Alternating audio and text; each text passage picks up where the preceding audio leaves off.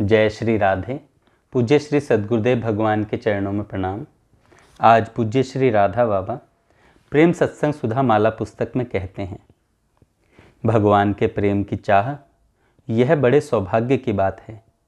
उस इच्छा को छिपाए रखकर जीभ से निरंतर भगवान का नाम लीजिए। इसमें कोई परिश्रम नहीं है। फिर देखिएगा यह इच्छा आग की तरह बढ़ने लगेगी। इसमें प्रयत्न करने पर निश्चय ही सफलता होगी।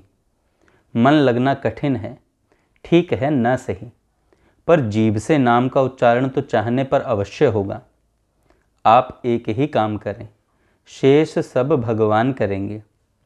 वह काम है निरंतर जीभ से नाम जप। अवश्य ही यह भगवत कृपा पर निर्भर है, परंतु भगवान की आप पर कृपा है, विश्वास कीजिए। पूर्ण कृपा है और यह नाम की साधना निश्चय ही हो सकती है। यदि कोई कहे कि हमसे तो नहीं होती, तो समझ लीजिए कि वह असल में भगवान का नाम लेना ही नहीं चाहता।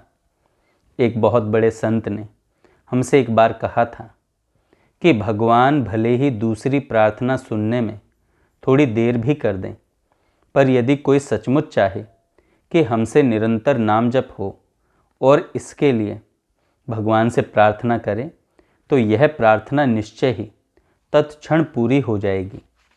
भगवत कृपा का अवलंबन लेकर अपनी पूरी शक्ति लगाइए। शक्ति लगाने पर निश्चय ही नाम जप होगा और जो ऊंची से ऊंची वस्तु है, जिससे परे कुछ भी नहीं है, वह सब बिना परिश्रम ही मिल जाएगी।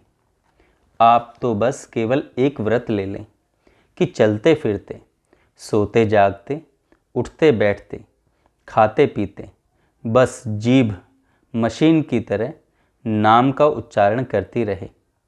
फिर अपने आप सब हो जाएगा। सारी बात भगवान की कृपा से हो जाएगी। मन का पाप धुल जाएगा, मन की चंचलता मिट जाएगी, विषय अनुराग नष्ट हो जाएगा, संत के प्रति निश्चल निस्वार्थ प्रेम भरा आकर्षण उत्पन्न होगा। भगवान पर संशयहीन विश्वास उत्पन्न होगा। इस प्रकार सब कुछ अपने आप होकर अत्यंत दुर्लभ वस्तु जो भगवत प्रेम है, वह भी सच्ची इच्छा होने पर मिल जाएगा। केवल एक व्रत, निरंतर जीभ से नाम जप। जैसे किसी मशीन का स्विच दबा देने पर वह अविराम चलती ही रहती है, बड़ी बड़ी मीलों में देखा होगा आपने। वैसे ही जीभ को भगवान के नाम की मशीन बना दे। अच्छी बात जो भी मन में आए कीजिए, पर जीभ से नाम लेते रहिए। इसके बिना साकार या निराकार किसी भी प्रकार का ध्यान लगाना बड़ा ही कठिन है।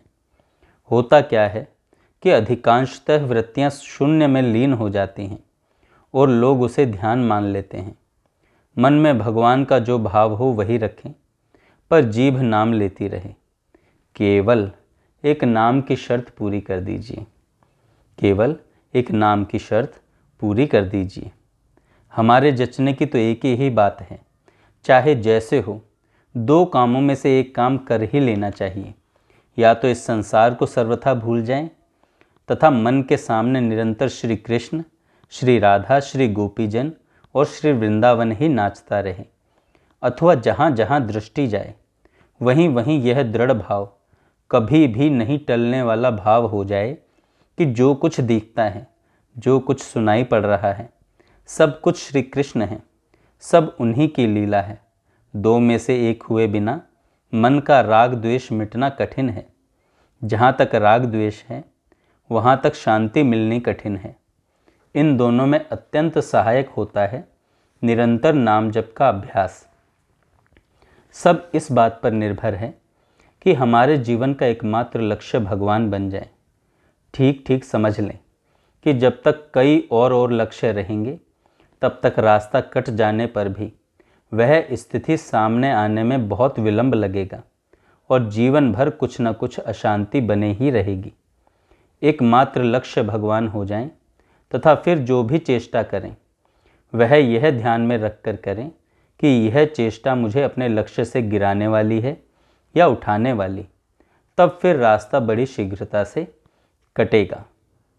जय श्री राधे।